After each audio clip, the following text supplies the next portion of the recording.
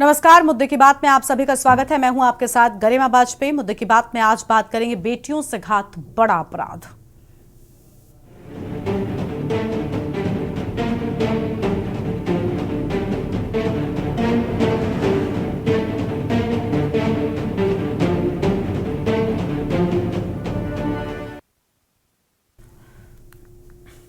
आज बात करेंगे महिलाओं की सुरक्षा को लेकर, जो हर बार सुर्खियां बनती हैं। तरह तरह के कानूनों और एक्शन की बात होती है, पर धरातल में तस्वीरें जस की तस ही रहती हैं। महिला सुरक्षा पर गंभीर सवाल, फिर महिला के रूप में वो छात्रा हो या नौकरी करने वाली कोई लड़की हो, आखिर कब तक महिलाओं के खिलाफ हो रहे जुर्म की पराकाष्ठा पार होती रहेगी। पहला मामला है जालौन से, जहां उरई में बीए की सेमेस्टर परीक्षा देने गई छात्रा का शव नहर किनारे लगी झाड़ियों में लहूलुहान हालत में पड़ा मिला। रात में छात्रा जब घर नहीं पहुंची तो परिजनों ने खोजबीन की तो कुछ पता नहीं चला। रात में ही उसकी गुमशुदगी की रिपोर्ट थाने में दर्ज कराई गई। सुबह उसका शव मिलने से खलबली मच गई। उसके चेहरे पर करीब 5 से 6 जगह चोटों के निशान मिले हैं। इससे अंदाजा लगाया जा सकता है कि छात्रा की बेरहमी से हत्या कर उसका शव फेंका गया है। परिजनों ने दुष्कर्म कर हत्या किए जाने की आशंका जताई है। 2 डॉक्टर्स के पैनल ने पोस्टमार्टम में स्लाइड बनाई। परिजनों का आरोप है कि पुलिस में गुमशुदगी की रिपोर्ट दर्ज कराई गई, लेकिन पुलिस ने मामले को गंभीरता से नहीं लिया। आरोप है कि अगर पुलिस ने शिकायत पर तुरंत एक्शन ले लिया होता तो शायद बच्ची की जान बच जाती। वहीं दूसरे मामले की बात कर लें तो कानपुर से मामला है, जहां पर आईआईटी कानपुर से इंजीनियर युवती के साथ यौन शोषण का मामला सामने आया है। यहां कार्यरत अनुसूचित जनजाति के 24 वर्षीय इंजीनियर से शादी का झांसा देकर रेप करने के आरोप में उसके सहकर्मी के खिलाफ मुकदमा दर्ज किया गया है। आईआईटी कानपुर प्रशासन ने आरोपों की जांच के लिए 6 सदस्यों की एक टीम गठित की है। जानकारी के मुताबिक आईआईटी के साइबर सुरक्षा परियोजना में विश्लेषक के तौर पर कार्यरत अरुणाचल प्रदेश की रहने वाली अनुसूचित जनजाति की एक इंजीनियर लड़की ने अपने 25 वर्षीय सहकर्मी के खिलाफ बुधवार को कल्याणपुर थाने में मुकदमा दर्ज कराया। मुकदमे में उसने आरोप लगाया कि उसके सहकर्मी ने काम के दौरान उससे नजदीकियां बढ़ाई और शादी का वादा करके उससे रेप किया। आरोपी इंदौर का निवासी है और पीड़िता का एक ही प्रोजेक्ट पर काम कर रहे हैं। फिलहाल पुलिस आरोपी की तलाश कर रही है। इन दोनों मुद्दों पर आज हम करेंगे चर्चा। 8 के ग्राम अमीठा में एक लड़की जिसका नाम खुशी है, पुत्री भगत सिंह चौहान, उम्र करीब 19 वर्ष, जो अमीठा में ही निवास कर रही थी। मूल निवासी रूरल अड्डू थाना कोतवाली उरई की थी। इस लड़की के शव की जो अमीठा के सड़क के किनारे नहर है, उसमें आधी डूबी हुई अवस्था में शव के पड़े होने की सूचना प्राप्त हुई थी। जैसे ही पुलिस को सूचना प्राप्त हुई, तत्काल प्रभारी निरीक्षक 8 और मैं मौके पर पहुंचे। सबको कब्जे में लेकर पंचनामा की कार्रवाई कर पोस्टमार्टम के लिए सबको भेजा गया है। साथ ही इसमें हमने कई टीमों को लगाया है। इसमें एसओजी की टीम भी लगी है, इसमें सर्विलांस की टीम भी लगी है, फील्ड यूनिट को भी बुलाया गया है और भी टीमों को लगाया गया है। हम साथ संकलन कर रहे हैं। जो भी पोस्टमार्टम की फाइंडिंग्स होंगी और दूसरी टीमों की फाइंडिंग्स होंगी, उनके आधार पर हम विधिक कार्रवाई करेंगे।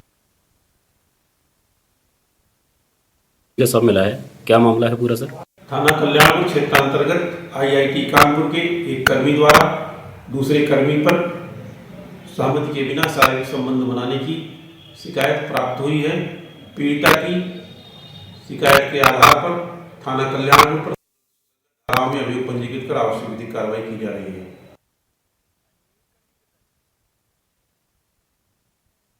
और आज इसी मुद्दे पर हम करेंगे विस्तार से चर्चा। अलग अलग मेहमान हमारे साथ में जुड़ेंगे और उनके साथ में जानेंगे कि आखिर बेटियों की स्थिति भला क्यों है। बेटियों की सुरक्षा को लेकर एक तरफ लाख सवाल किए जाते हैं, कई तरह के कानूनों की बात की जाती है, लेकिन दूसरी ओर धरातल परिस्थिति में कोई बदलाव नहीं होता। हमारे साथ में खास मेहमान जुड़ रहे हैं। माजिद अरमान हमारे संवाददाता जालौन से जुड़ चुके हैं। सबसे पहले उनका रुख कर लेते हैं, उनसे अपडेट लेंगे।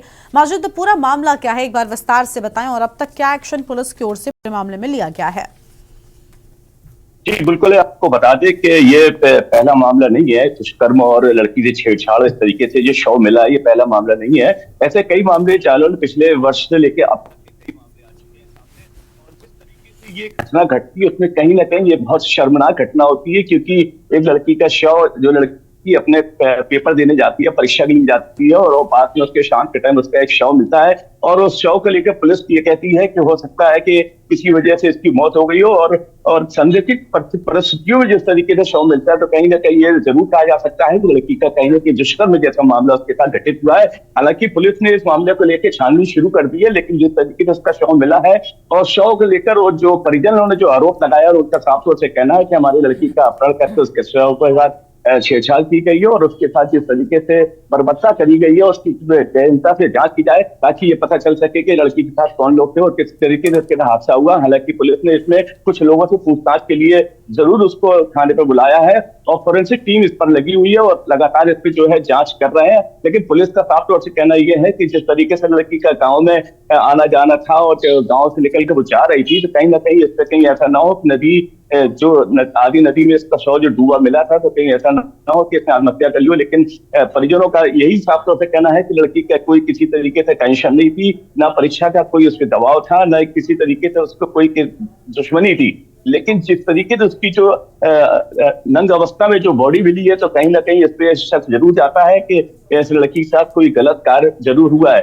लेकिन पुलिस उस पे कार्य पे लगी हुई है। लेकिन जिस तरीके से छानाबीनी कर दी जाती है, जो पिछले एक शव मिला था जिसकी अभी तक कोई जांच नहीं हो पाई है, हालांकि कुछ लोगों शक में लेकर उनको कार्रवाई जरूर करी गई, लेकिन पुख्ता कोई अभी तक ऐसा कोई मामला सामने नहीं आया है कि इस तरीके के लोगों पर कार्रवाई की जा सके। लेकिन पुलिस का साफ तौर से कहना है कि हम लोग जांच कर रहे हैं और जांच फोरेंसिक टीम लगी हुई, जब जांच हो जाएगी इसके बाद पोस्टमार्टम की रिपोर्ट आएगी तब हम उस पर कार्रवाई करेंगे। तब तक के लिए पुलिस ने कहा कि हम कुछ बोलने से इनकार करते हैं। जी ठीक है, आपके पास में लौटेंगे और मेहमान हमारे साथ में जुड़ चुके हैं। हमारे साथ में सारिका गुप्ता हमारी कानपुर से संवाददाता हैं और किरण मिश्रा हमारे साथ में हैं, सोशल एक्टिविस्ट हैं और पूर्व आईपीएस हमारे साथ में जुड़ चुके हैं। जयप्रकाश जी, स्वागत सभी मेहमानों का। लेकिन उससे पहले कानपुर मामले को लेकर भी अपडेट ले लेते हैं। कानपुर से हमारे संवाददाता सारिका है। कानपुर, सारिका में आईआईटी कानपुर से जुड़ा एक मामला सामने आया है जहां पर छात्रा के साथ में शादी का झांसा देकर उसके साथ रेप की वारदात को अंजाम दिया गया। पूरा मामला क्या है, विस्तार से समझाएं। बिल्कुल, मैं अपने दर्शकों को बता दूं, जिस तरीके से कानपुर आईआईटी में ये पहला मामला नहीं है कि छात्रा के साथ या फिर वहां के कर्मचारियों के साथ दुष्कर्म का मामला सामने आया हो। इससे पहले भी एक जो वहां पर काम करने वाली जो साइंटिस्ट थी उन्होंने ये आरोप लगाया था। उसके बाद ये दूसरा मामला सामने आया है आईआईटी में नए साल में पहले महीने में, और ये मामला सामने आया है जहां पर इंजीनियर है कर्मी और साइबर सिक्योरिटी प्रोजेक्ट के तहत काम कर रही थी। अभी 3 महीने कानपुर आईआईटी में प्रोजेक्ट के तहत कार्य करते हुए उसे हुआ था। शादी का झांसा देकर एक दूसरे इंजीनियर ने उससे करीब 1 साल से लगातार शोषण किया है और उसी को लेकर उन्होंने एफआईआर दर्ज करी है। कल्याणपुर थाने में एफआईआर दर्ज हुई है। जो निवासी है, जो पीड़िता है, वो पूर्वी उत्तर की रहने वाली और कहीं ना कहीं जो पीड़ित है वहां पर कार्य करने वाली, उन्होंने ये आरोप लगाया कि मुझसे कहा गया कि शादी करेंगे और शादी ना करने के बाद जो है ये पूरा मामला जो है उन्होंने एफआईआर दर्ज कराकर और आईआईटी के जो डायरेक्टर हैं उनके और आईआईटी प्रशासन के संज्ञान में लाया है। हालांकि जिस पर आरोप लगाए गए हैं वो इंदौर निवासी है, वो भी इंजीनियर है और वो भी बाकायदे महिला के साथ साइबर सिक्योरिटी प्रोजेक्ट में कार्य कर रहे थे। लगातार 2 महीने से उन लोगों का अफेयर चल रहा था, शादी का झांसा देकर लोगों में उत्पीड़न किया जा रहा था और पूरा मामला जब आईआईटी प्रशासन के संज्ञान में आया तो उन्होंने 6 सदस्यों की एक टीम गठित कर दी है और जांच में ढाल दी गई है। वहीं पर अगर बात कल्याणपुर पुलिस कर्मियों की करी जाए तो कल्याणपुर थाने में एफआईआर दर्ज हो गई है और कल पीड़िता के मजिस्ट्रेट के सामने बयान भी हो गए हैं। कहीं ना कहीं इस पूरे मामले को लेकर प्रशासन द्वारा जांच करी जा रही है और कहा जा रहा है अगर दोषी पाया गया तो सख्त कार्रवाई करी जाएगी। तो ये जो पूरा मामला है कहीं ना कहीं आईआईटी लगातार सुर्खियों में बना हुआ है क्योंकि आईआईटी का ये दूसरा मामला है और लगातार आईआईटी में यौन उत्पीड़न पहले जिस तरीके से वैज्ञानिक के साथ हुआ था, प्रोफेसर के साथ सामने आया था और अब वहां पे कार्य करने वाली जो इंजीनियर है उनके सामने ये मामला सामने आया है। तो प्रशासन इसको लेकर काफी गंभीर है, जांच बहुत तेज हो चुकी है, मजिस्ट्रेट के सामने बयान हो चुके हैं पीड़िता के और अब कहीं ना कहीं जो प्रोजेक्ट के तहत कार्य करने वाले अन्य लोग थे, अन्य अधिकारी थे, अन्य इंजीनियर थे, उनके पास पुलिस जाएगी, उनके बयान दर्ज करेगी और उसके बाद जो है अपना सख्त और नेक्स्ट कदम जो है वो उठाएगी।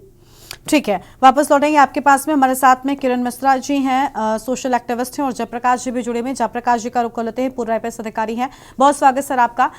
जयप्रकाश जी, गंभीर आरोप सहकर्मी पर लगाए हैं कानपुर के मामले में छात्रा की ओर से और जालौन में जिस तरीके से पुलिस अधिकारियों की लापरवाही सामने आई है, परिजनों का कहना है कि अगर त्वरित कार्रवाई पुलिस करती तो शायद ऐसी घटनाएं नहीं होती। एक तरफ महिला सुरक्षा को लेकर सरकारें बहुत बड़े बड़े दावे करती हैं, नए नए कानूनों का भी गठन किया जाता है, नए कानून लाए जाते हैं, जाते हैं, लेकिन सर धरातल पर स्थिति जस की तस ही रहती है, क्योंकि कहीं ना कहीं कुछ पुलिसकर्मियों की लापरवाही भी रहती है, कई बार गलत भी सामने आती है। क्या करना चाहिए और किस तरीके से पुलिसकर्मियों को भी थोड़ा ऐसे मामलों में मुझे लगता है एक अलग तरीके से काम करना चाहिए, ताकि सच जो है वो सामने आ सके और सबसे बड़ी बात ऐसी घटनाएं ही ना हो, ये पहली प्राथमिकता होनी चाहिए। देखिए गरिमा जी, सबसे बड़ी बात यह है कि यदि पहले से पुलिस को सूचना थी और उस मामले में कार्रवाई नहीं की गई और ऐसी कोई गंभीर घटना घट गई, तो जिस पुलिसकर्मी को इस तरह की सूचना थी उसे कार्रवाई करनी थी, उसके खिलाफ सख्त से सख्त कार्रवाई की जानी चाहिए। जिसकी जिम्मेदारी है घटना को रोकने के लिए, कार्रवाई करने के लिए, वो कार्रवाई नहीं करता है तो निश्चित रूप से वो दूसरी घटनाओं को प्रमोट करता है, तो उसके खिलाफ सख्त कार्रवाई होनी चाहिए। और दूसरी बात,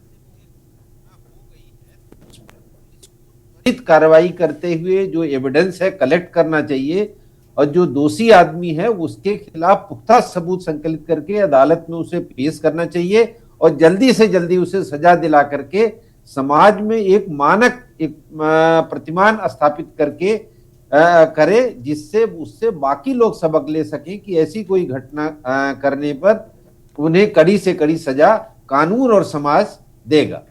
गरिमा जी, ठीक है, हमारे साथ में किरण मिश्रा जी हैं, सोशल एक्टिविस्ट हैं। किरण जी, बहुत स्वागत आपका भी। किरण जी, जिस तरीके से दोनों घटनाएं, चाहे कानपुर या जालौन की हम बात करें, हमने देखा कि महिलाओं के साथ, बेटियों के साथ किस तरीके से अपराध लगातार बढ़ रहा है। कई जगहों पर बड़ी लापरवाही लोगों की रहती है, लेकिन सबसे बड़ी बात, रक्षक पुलिस को माना जाता है और जब पुलिस ही अपनी जिम्मेदारी को ठीक तरीके से नहीं निभाए तो भला कैसे जो अपराध है उस पर लगाम लग सकेगी। आपसे हम जवाब लेंगे। माजिद, आपका शुक्रिया हमारे साथ जुड़ने के लिए, हम जानकारी के लिए। किरण जी, आप अपनी बात को पूरा कर सकते हैं।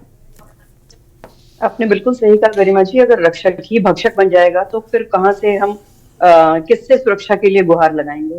बिल्कुल सही बात आप कह रही हैं, पर ये जो महिलाओं के साथ में अत्याचार बढ़ते जा रहे हैं, हालांकि इतने कानून बनते जा रहे हैं ऑन पेपर। इससे पहले भी हम एक बार डिबेट में आए थे और जब आपने कहा था महिलाओं के लिए ये कानून बन गए हैं, ये कानून बन गए हैं, और महिला जो राष्ट्रीय महिला आयोग है उनकी अध्यक्षा ने भी बहुत सारे नियम कायदे कानून बना दिए हैं, तब भी मैंने यही कहा था कि कानून बनते हैं लेकिन इम्प्लीमेंट नहीं होते हैं। उनका इम्प्लीमेंटेशन जब तक कारगर तरीके से नहीं होता ना, हम किसी भी समस्या को निपटारे के तक नहीं पहुंचा सकते हैं। आपने अभी 2 केस के बारे में हम लोग बात कर रहे हैं, केस हो जाने के बाद हम बात करने बैठते हैं। केस होने से पहले जब सारी कागजी कार्रवाइयां होती हैं, उन कार्रवाइयों पे अमल की कोई सूचना हम ना तो देते हैं ना हमारे पास तक आती कि वो जो नियम कायदे कानून बने हैं वो कहाँ तक इम्प्लीमेंट हुए हैं। उनके कोई भी ना तो रिजल्ट दिखाई पड़ते हैं और ना ही उनका कोई दिखाई पड़ता है ऑन ग्राउंड की हो रहा है। उसके बाद जब घटना हो जाती तो फिर हम बहस करने या डिस्कस करने या उस पर मट्टी डालने के लिए बैठ जाते हैं। तो पहली चीज तो ये खत्म होना चाहिए, जो नियम बने हैं उनको ठीक से सख्ती के साथ लागू करने का काम जिसका है वो लागू करे। मेन जिम्मेदारी वहां आती है। दूसरी बात ये आती है कि हम 2 केसेस की बात कर रहे हैं, एक जालौन के में जो बच्ची के साथ में हुआ और दूसरा हम कानपुर में। जालौन वाले केस में अज्ञात लोगों के द्वारा किया गया ये कर्म है, उनकी हालांकि पहचान की जा रही है। पुलिसकर्मी घटना के बाद वहां लग गए हैं, सारी जांच और सारा कुछ किया जा रहा है। घर वालों के आरोपों के अनुसार, घर वालों की शंकाओं के अनुसार उनको गिरफ्तार किया जा रहा है, उनसे जांच की जा रही है। दूसरा केस जो है वो कानपुर का है। अब आप बताइए, इतने पढ़े लिखे बच्चे, इंजीनियर लड़की, वो किस तरह से झांसे में आ गई। इसका मतलब हमें अपने घर से भी शुरुआत करनी पड़ेगी, अपने बच्चों को भी हमें शिक्षा देनी पड़ेगी कि जो काम हम कर रहे हैं उसको किसी लालच के बगैर करें। काम तो हमें मिला है, हमने पहले तो वो काम किया नहीं जिसकी वजह से हमें मिला, बट जब हम काम कर रहे हैं तो हमें किसी झांसे में नहीं आना चाहिए। और ये कैसे बताऊं मैं, ये यहाँ तो मैं कहूंगी कि संस्कारों की भी कमी है और थोड़ा प्रशासन ने भी ढील दे दी कि उनको प्रोजेक्ट दे दिया, उस पर कड़ी निगरानी नहीं रखी, किसी अधिकारी को नियुक्त नहीं किया कि वो प्रोजेक्ट ही कर रहे हैं या कुछ और कर रहे हैं। तो मेरे ख्याल से जब भी कोई प्रोजेक्ट दिया जाए उस पर एक वयोवृद्ध या ये कहेंगे कि एक समझदार अधिकारी नियुक्त होना चाहिए, जो पल पल की नजर में रखे कि प्रोजेक्ट के अलावा भी कुछ हो रहा है, ऐसा कुछ उसके संज्ञान में आ सके। तो शायद इस तरह की घटनाओं से बच सकते हैं, पर ऐसा नहीं होता है। जनरली लोग क्या करते हैं, प्रोजेक्ट दे दिया, टाल दिया, अब ये काम है जो प्रोजेक्ट वर्कर हैं उनका, वो करके दें। वो दिन में जगें, वो रात में जगें, वो बाहर जाएं, वो अंदर जाएं, वो कैसे भी करें, वो काम करें।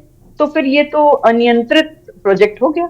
तो मेरे ख्याल से अगर इस तरह की कोई काम होते हैं जहां पर लड़के और लड़कियां मिलकर काम कर रहे हैं, तो वहां पर एक कुशल नियंत्रक के होने की आवश्यकता है, ऐसा मुझे लगता है।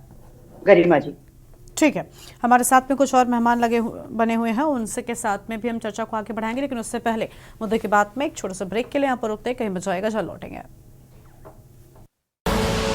आप देख रहे हैं के न्यूज, खबरों का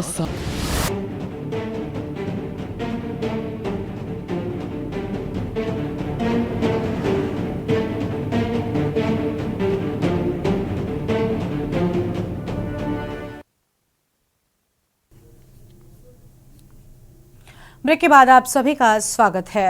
बात करेंगे मुद्दे की बात में बेटियों से हो रहे अपराध की। खास मेहमान हमारे साथ में लगातार बने हुए। सारिका का एक बार फिर से रुक कर लेते हैं। सारिका, पूरे मामला संज्ञान में आने के बाद पुलिसकर्मियों की ओर से क्या प्रतिक्रिया सामने आई है? कानपुर के मामले में क्या एक्शन लिया जा रहा है? बताया जा रहा है कि युवक की तलाश जो है वो लगातार की जा रही है। मैं बता दूं, जिस तरीके से ये मामला 3 दिन पहले इस मामले कानपुर थाने में, उसके बाद से लगातार वहां पर पुलिस अधिकारियां जो है वो वहां पर पहुंच रहे हैं आईआईटी में। वहां पर लोगों से पूछताछ करी जा रही है। पीड़िता का बयान कलेक्ट्रेट के सामने हो चुका है, मजिस्ट्रेट के सामने। उसके बाद उनको भेज दिया गया और अब जो उनसे जुड़े हुए यानी कि जो साइबर सिक्योरिटी में काम करने वाले अन्य लोग हैं, अन्य कर्मी हैं, सहकर्मी, उनसे बातचीत करने के लिए पुलिस गई हुई है और उनसे पूछताछ करेगी। पूरा रिकॉर्ड देखा जा रहा है कि ये जो इंदौर का रहने वाला शुभम मालवी है, जिसने इस घटना को अंजाम दिया है, वो इस वक्त कहाँ पर है। लगातार पूछताछ करने के बाद उस तक पहुंचने की भी कवायद यहाँ पर जारी है। जिस तरीके से उसको गिरफ्तारी करने का ऑर्डर आ चुका है, FIR दर्ज हो चुकी है। सबसे बड़ी बात यह है कि लगातार SC की तरफ से भी उसके ऊपर जो धाराएं हैं वो लगाई गई हैं। तो SC जब लग जाती है तो फिर उसमें तुरंत गिरफ्तारी होती है और यही वजह है कि पुलिस जो है एक्शन मोड पर है और सबसे पहले उसको गिरफ्तार करने की जो कवायद है वो कानपुर शहर में जारी है। इंदौर तक पुलिस पहुंच चुकी है और उसके घर में भी जाकर छापेमारी कर चुकी है। लगातार जो उनके संपर्क में रहने वाले जो लोग हैं उनके घरों पर पहुंच रही है और जितने भी फोन से जो रिकॉर्ड डाटा निकला है उनसे भी बातचीत करी जा रही है। तो कानपुर एक्शन की जो पुलिस है वो एक्शन में दिखाई जा रही है और साथ ही साथ IIT में जब इस पूरे मामले को लेकर IIT डायरेक्टर ने जो टीम गठित करी थी वो भी लगातार जांच कर रही है, वो भी लोगों से पूछताछ कर रही है और पूरे मामले को लेकर गंभीरता के साथ जो पीड़िता है उनसे भी बातचीत करी गई है, उनसे भी पूरी घटना पूछी गई है और उसके बाद जो जांच है वो लगातार कानपुर शहर में और IIT में देखी जा रही है, चल रही है। पुलिस आरोपी को गिरफ्तार करने में लगी हुई है। बिल्कुल, साफ तौर पर पुलिस की ओर से यहाँ पर लगातार एक्शन लिए जाने की बात कही जा रही है। उम्मीद है कि जल्द ही इस पूरे मामले में जो छात्रा है उसे राहत दी जाएगी और जो अपराध है इन पर लगाम लगाई जा सकेगी। जयप्रकाश जी का एक बार फिर से रुक कर लेते हैं। जयप्रकाश जी, देखिए, बेटियों के अपराध को लेकर चर्चा कोई नई नहीं है। हमेशा से ही हम देखते आ रहे हैं कि जब भी कोई अपराध होता है उस पर चर्चा होती है, मामला सामने आता है और हर कोई उनकी सुरक्षा को लेकर, महिलाओं के सशक्तिकरण को लेकर बात करता है। लेकिन इसमें आम लोगों की भी सहभागिता बहुत जरूरी है। शायद उसके बाद ही समाज में हम बेटियों को, महिलाओं को सुरक्षित महसूस कर सकेंगे। तो आम लोगों को भी अपने घरों में अपने बच्चों को इस तरीके की शिक्षा जरूर देनी चाहिए। नहीं, निश्चित रूप से गरिमा जी, कानून का भी प्रयास है और सबका प्रयास केवल अच्छे नागरिक बनाना ही है। कानून इसीलिए बनता है कि अपराध को रोका जाए, जो अपराधी हैं उन्हें सजा दिला करके उन्हें सुधारा जाए और उससे दूसरे लोगों को सबक मिले कि हम कोई अपराध ना करें। तो सबकी जिम्मेदारी अच्छे नागरिक पैदा करना ही है और समाज में व्यवस्था बनाना है। ऐसे में ये देखना होगा कि जो लोग इसमें शामिल हैं, यदि उनके खिलाफ सख्त कार्रवाई नहीं होती है, उनको सजा नहीं दिला मिलता है, तो बाकी लोग भी प्रमोट होते हैं और उनको सह मिलता है कि मैं इस तरह की घटना करने से कुछ नहीं होगा। इसलिए हम सब की जिम्मेदारी है, खास करके उन एजेंसियों को, पुलिस की जिम्मेदारी है कि ऐसी घटना की रिपोर्ट होने पर पुख्ता सबूत कलेक्ट किए जाएं और सबूतों के संकलन में कोई कोताही न बरती जाए, जिससे अदालतों में उन्हें सजा हर हालत में दिलाई जा सके। यह पुलिस की जिम्मेदारी है।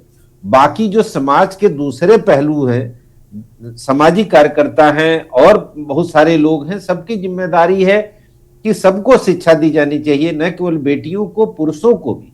हमें अपने परिवार में अपने लड़कों को, अपने बच्चों को, सबको ये बताना चाहिए कैसे महिलाओं की, बच्चियों की कैसे इज्जत करनी है, उनके साथ व्यवहार कैसा करना है। बिल्कुल, गरिमा जी। अगर इस तरीके की शिक्षा हम अपने घर में अपने बच्चों को भी देंगे तो कहीं ना कहीं अपराध पर लगाम जरूर लगेगी और उम्मीद है कि लोग इन घटनाओं से जरूर सीखेंगे, क्योंकि अपराध तभी होता है जब समाज में रहने वाला कोई शख्स उसे अंजाम देता है। शुक्रिया आप सभी का हमारे साथ जुड़ने के लिए और चर्चा में आने के लिए। तो बेटियों से घात और लगातार हो रहे अपराधों को लेकर एक तरफ लगातार कानून जो है वो बनाए जा रहे हैं, कई तरह की योजनाएं भी काम कर रही हैं, लेकिन बावजूद इसके अपराध पर लगाम नहीं लग पा रहा है। उम्मीद है जल्द ही इस पूरे मामले में, इन दोनों ही मामलों में जो पीड़ित हैं उन्हें न्याय मिलेगा। इस कार्यक्रम में इतना ही। आप देखते रहिए के न्यूज़ इंडिया। नमस्कार।